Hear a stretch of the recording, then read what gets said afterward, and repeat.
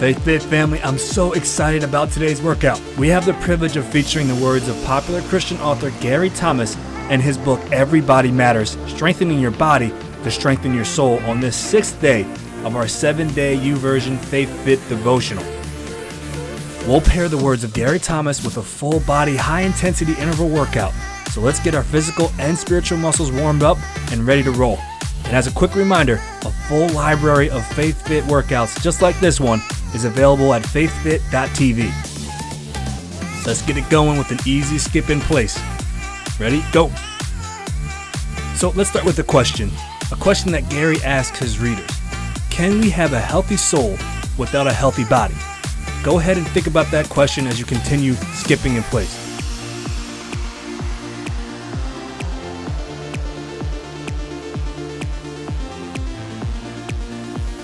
Before we answer the question, can we have a healthy soul without a healthy body?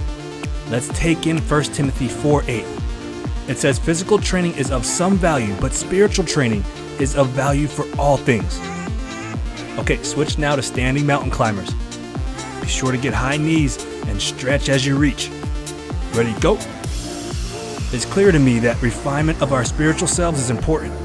And for most of our lives, many of us have emphasized growing our souls, but not always realizing that a lack of physical discipline can undercut and even erode spiritual growth. When we read physical training is of some value, sometimes we emphasize the of some value, subconsciously or consciously dismissing bodily health and fitness to be of no lasting value. This is so far from the truth. The pivotal part to understand is the connection between the physical and spiritual. Okay, from a standing position, we're going to hit our wood choppers now. Make sure you get a good rotation. Ready? Go! Whether you're in your 20s, 30s, or 40s, or facing your 50s, 60s, or 70s, or beyond, one thing is certain. You're doing it in a body that not only contains a soul, but affects your soul as well. We are not angels pursuing God without physical covering. And if we try to pretend that we are, living as though the state of our bodies has no effect on the condition of our souls, all the proper doctrine in the world can't save us from eating away our sensitivity to God's presence or throwing away years of potential ministry if we wreck our heart's physical home. Okay, switch angles. We're going to chop from the other side. Since focusing on the spiritual is our default line of thinking, let's take a few moments to look at what a healthy soul is, and then, in that context, we'll see how difficult it is to cultivate such a soul while largely ignoring our bodies. There is a vibrant metaphor the Bible uses, and it's souls of silver. Silver souls speak of a divine touch, souls that have been refined, purified, and made beautiful through a difficult, sometimes brutal, refining process. Okay, moving to side lunges now. Stand tall and alternate legs. Ready, go! The Bible celebrates the silver-making process and describes how God will treat our souls as a silversmith treats raw precious metals. Psalm 66, 10-12 reads, "For you, God, tested us. You refined us like silver. You brought us into prison and laid burdens on our backs. You let people ride over our heads. We went through fire and water, but you brought us to a place of abundance." All right, moving to calf raises now. Nice and tall, nice and high. Ready? Go! Psalm 66 speaks of a fierce but beautiful refining process that leads to a place of abundance. To get there, the silversmith doesn't just speak comfort and ease to his silver.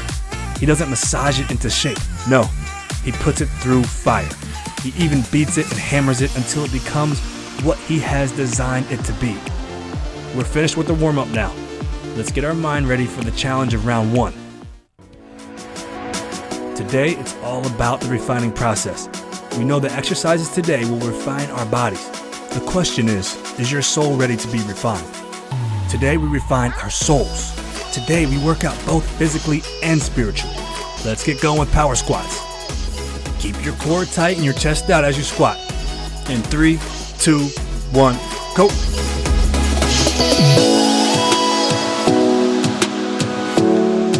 Physical training is of some value, but spiritual training is of value for all things. We're being refined in both areas right now today.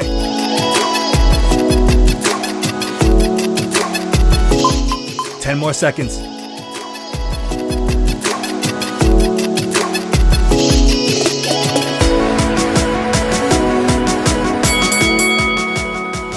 down. We've got plyo push-ups now. Push up off the ground as hard as you can. Ready? Go. Refine your body and refine your soul.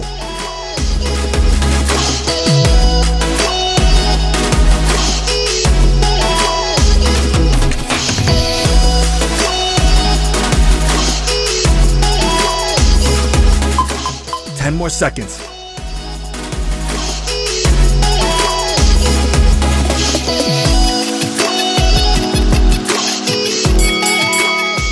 Good work. Flip over. We've got our starfish crunches now. Try to get that upper back off the ground. Ready? Go.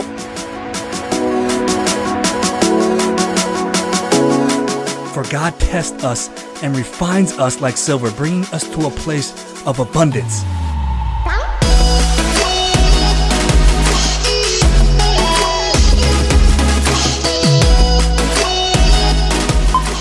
Ten more seconds.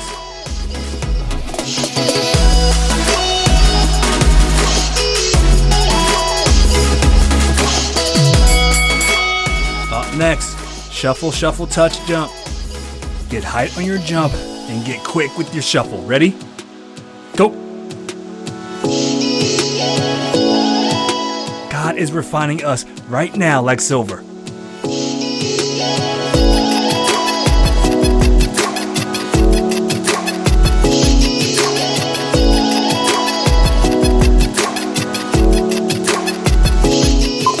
Ten more seconds.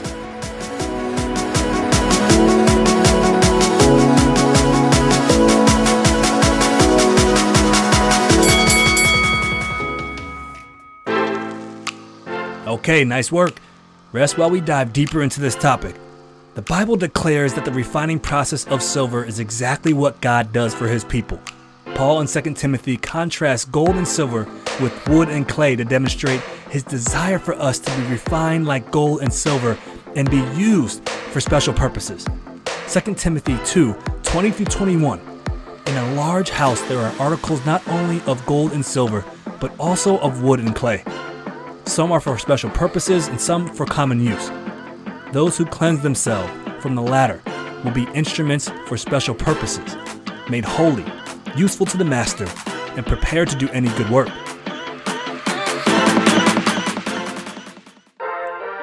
Look, the reason we should want to get in shape then is to not impress anyone, not to make others feel inferior, not to demonstrate our own personal discipline or self-control. On the contrary, it is to become, as Paul writes, instruments for special purposes, made holy, useful to the master, and prepared to do any good work. Let's continue to be refined into instruments for special purposes in round 2. Back to power squats now. Ready? Go! We are not building wood souls, but souls of silver.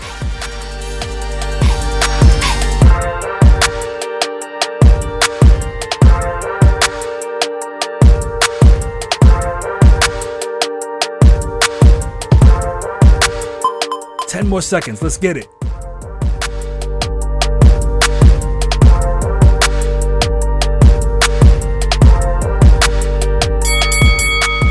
Okay, moving to plyo push-ups. You know the drill. In 3, 2, 1, go. God is developing instruments for special purposes, to be made holy and useful to the master, prepared to do any good work.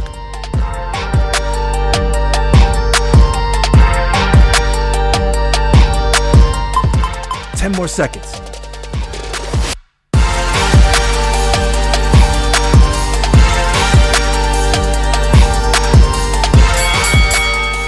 Flip over to starfish crunches and ask God to do a refining work in you right now.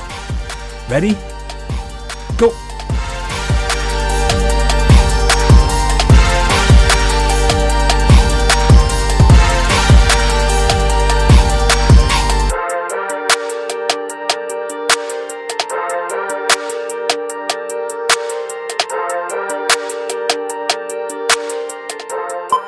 Ten more seconds.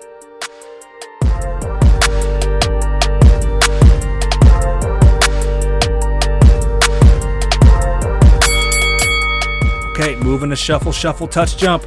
Ready? Go. Lord, work in our bodies and our hearts.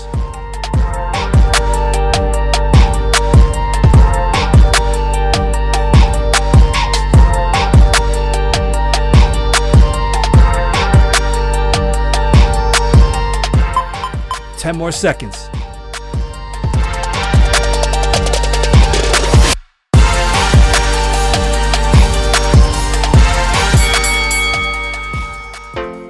Hey, awesome round. Take a minute here to catch your breath. Just as our bodies can be weighted down with extra baggage, so our souls are encrusted with dross. To make silver, the silversmith has to remove the dross that clings to it. The writer of Proverbs writes, "Remove the dross from the silver, and the silversmith can produce a vessel." Whether we have strong or weak bodies, overnourished or undernourished, how do we begin moving from where we are now to more purposefully building bodies that function like instruments and are not functioning as dross in our lives? Does this mean that we need to become a chiseled Greek statue? By no means. This should not stem from an outward, egotistical, or self-deprecating motivation.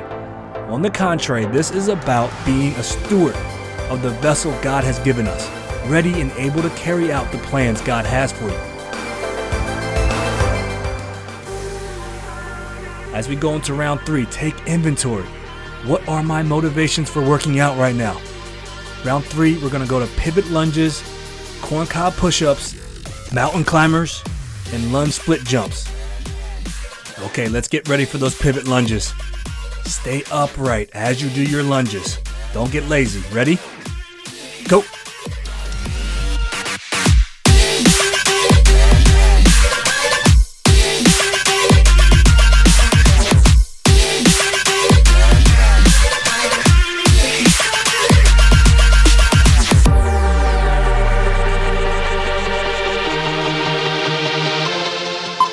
Ten more seconds.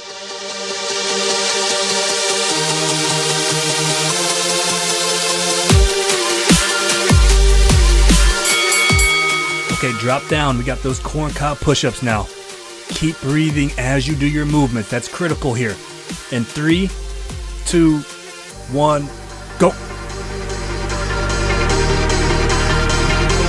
Remove the dross from the silver, and a silversmith can produce a vessel. You are being formed into a vessel right now.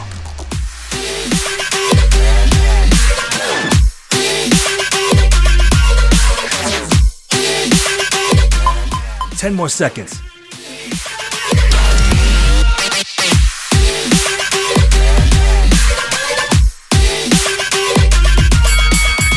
Okay, moving to mountain climbers.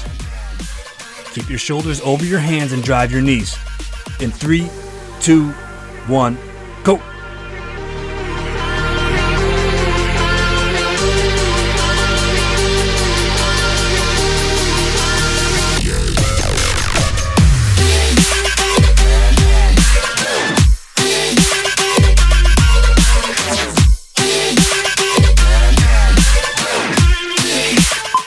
Ten more seconds, come on.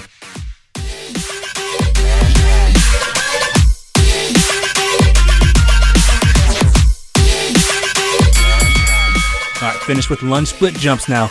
It's all about the height. Stay focused. Ready? Go.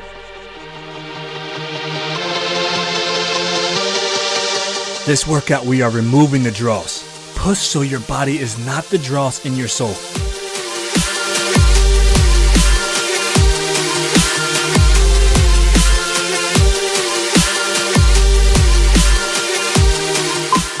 Ten more seconds.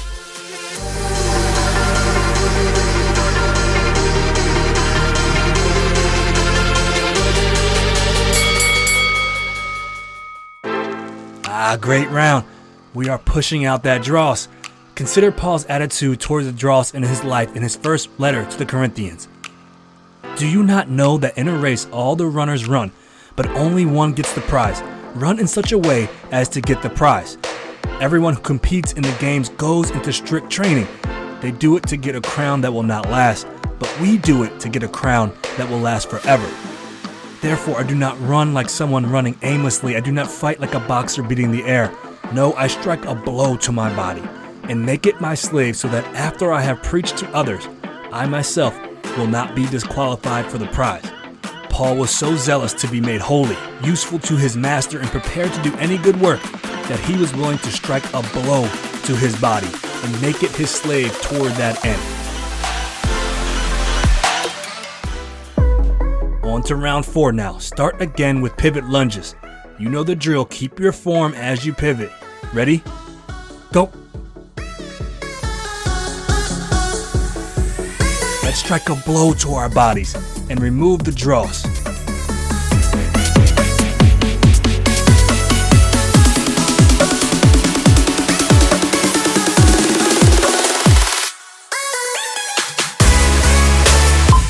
Ten more seconds.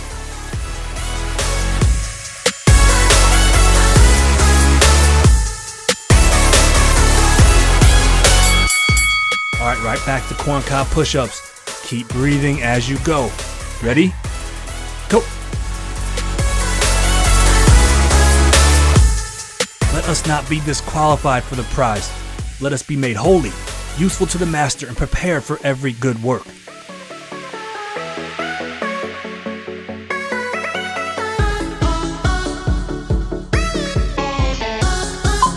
Ten more seconds. Come on.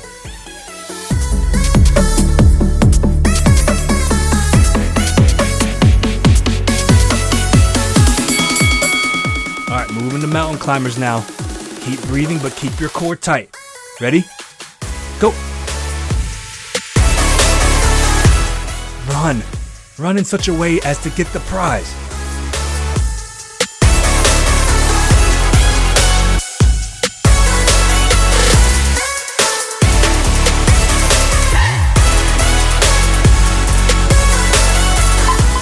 Ten more seconds.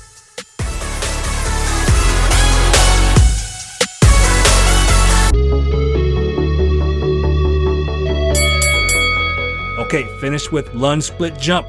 Ready? Go! Concentrate not on what is being done to you right now, but what can be done through you as a result.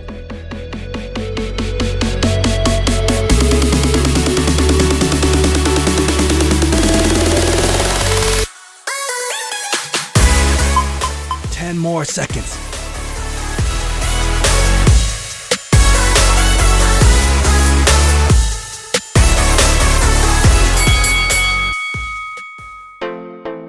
That's a great set. Good work. This is a difficult workout and you're crushing it. Rest now. On the surface, Paul's attitude towards pursuing a holy life does not appear to be a comforting word. We may prefer that God would say, "Don't worry, it doesn't matter if you make yourself useful or prepared for any good work. I'll still love you. It'll be fine." We have a total misunderstanding of grace if we think grace makes us less serious about holiness. Grace does not mean we just simply rest in His love. Paul tells the Thessalonians, "I urge you to live a life worthy of the calling you have received." Paul wanted people to know their unconditional acceptance in Christ, but Paul also urges us to live up to the high calling of those who bear Christ's name, suggesting that effort is a fruit of grace, not its enemy. Friends, I am convinced that you will find that as you strengthen your body, you have a great opportunity to refine your soul as well. So let's attack round 5 with that in mind. We have a single leg squat, split leg push-ups, super crunches, and double Heismans. All right, let's get started with our single leg squat. Keep your core tight as always. We'll start with one leg and then switch halfway through. Ready? Go. As our body strengthens, so can our soul.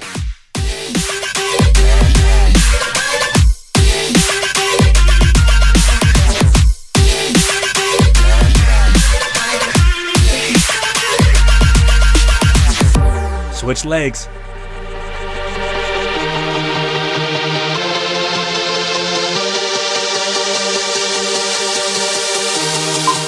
Ten more seconds.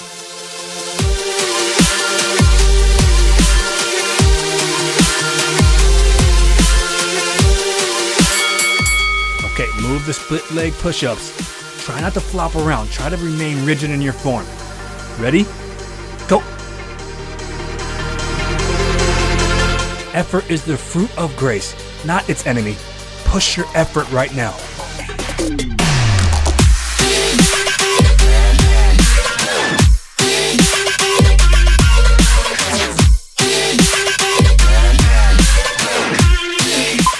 Ten more seconds.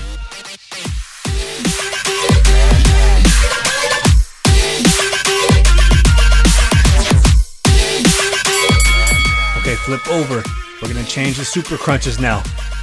As you're on your back, support your neck. Don't lunge at your neck. Lunge from your core. Ready? Go. Paul urges us to live a life worthy of the calling you have received. Let's live up to the calling, body and soul.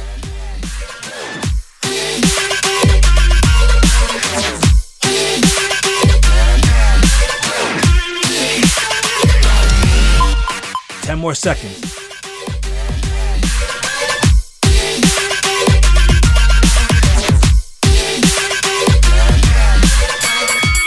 Okay, next up, we've got double Heismans. Get that knee up as you hit that pose.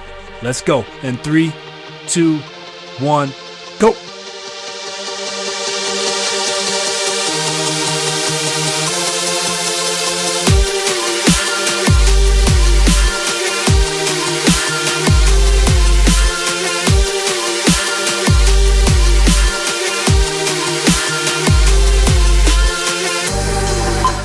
More seconds. Finish this with everything you've got.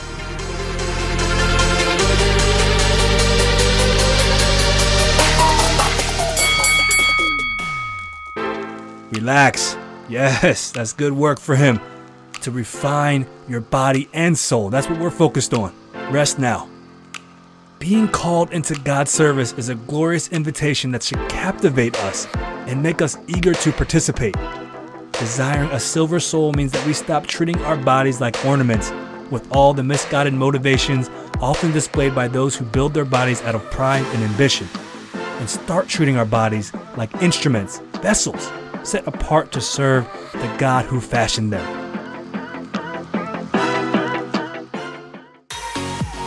If we are to be prepared to do every good work, let our bodies not be the limiting factor. Let's get into our final round of our workout, embracing the refining process, knowing that you are being changed physically and spiritually right now. Round 6, here we go. Back to single leg squats. Pick a leg. Ready?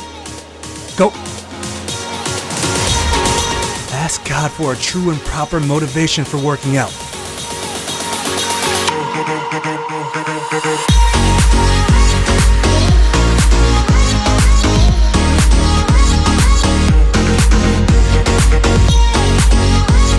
Switch legs.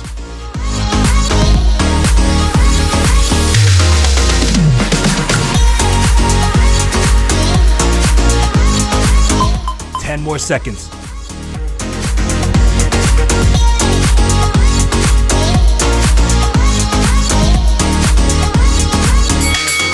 Okay, switch to split leg push-ups. Ready? Go. Accept the mission. Step into the glorious invitation to participate in the greatest mission of all time.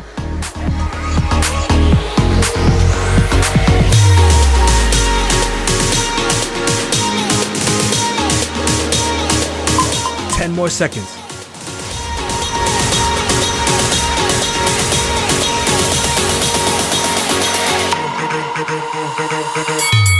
Okay, switch to super crunches now. In 3, 2, 1, go. With this workout, we are treating our bodies like an instrument, a vessel set apart to serve the God who fashioned them.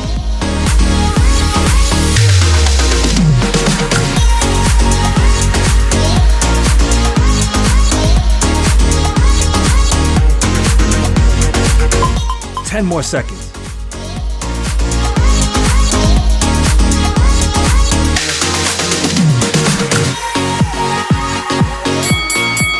All right, finish this workout with those double Heismans. Everything you've got, don't hold back. In 3, 2, 1, go. know you are being changed physically and spiritually right now.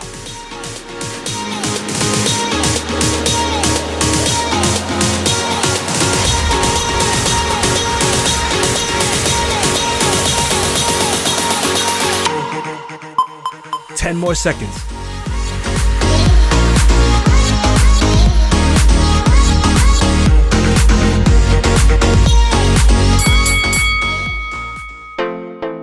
Awesome work, you're done. What a glorious feeling to have embraced God's call to steward our bodies and prepare them to be used for His glory. We'll move into a cool down now as we reflect deeper on this topic. Let's lay down as we stretch our core. Get a good rotation here. Look, physical discipline is primarily about motivation. Understanding my body as an instrument of service to God can give us renewed motivation. The last thing Gary Thomas's book and Faith Fit is about is obtaining some holy body shape. It's about having a silver soul, not about fitting into a certain size of jeans. Okay, move into a glute stretch now. Work hard to bring that leg up. Many people address physical fitness for lesser reasons. To live longer, to look younger, to look more appealing, to enjoy physical health. These are motivations the world clings to, and while they may have some merit, there is little of lasting value in them. The Apostle Paul presents a far superior motivation for making a serious effort to grow, to become instruments for special purposes made holy, useful to the master, and prepared for any good work. Okay, switch legs now. Being called in this way should not feel like a heavy obligation or burdensome command. It should sound like the most wonderful life imaginable. It is liberation. Being out of shape by choice is a counterfeit form of existence. Being a better steward of your body is truly a blessing and a precious way to live. This ongoing battle is a good battle, a soul-forming battle, a battle worth fighting. The sobering truth is that none of us will be completely free of these struggles this side of heaven, but staying engaged in the battle will do tremendous things for our soul as well as our physical health. Okay, transition to a runner stretch now. Try to keep your back flat. 2 Corinthians 12:9 reads, "My power is made perfect in weakness." We are weak. We are broken. Working out can be a physical way to uncover and explore what we lack and let God provide strength in His power. We live in God's grace, but true grace doesn't kill effort. It motivates and empowers effort. All right, switch legs now. If we don't take our health seriously, we're not taking our mission seriously. What we're saying by our actions is, my life doesn't really matter. But because of the ability of God to work powerfully in any repentant sinner's life, every body does matter. We are invited and called to be God's representatives to a broken and dying world. What a mission! Be prepared both physically and spiritually to be used by the Master in this way. And relax. Take a big breath in and let it out. Fantastic work today. Go in peace and strength today, motivated to be an instrument for special purposes, made holy, useful to the Master, and prepared to do any good work. Amen.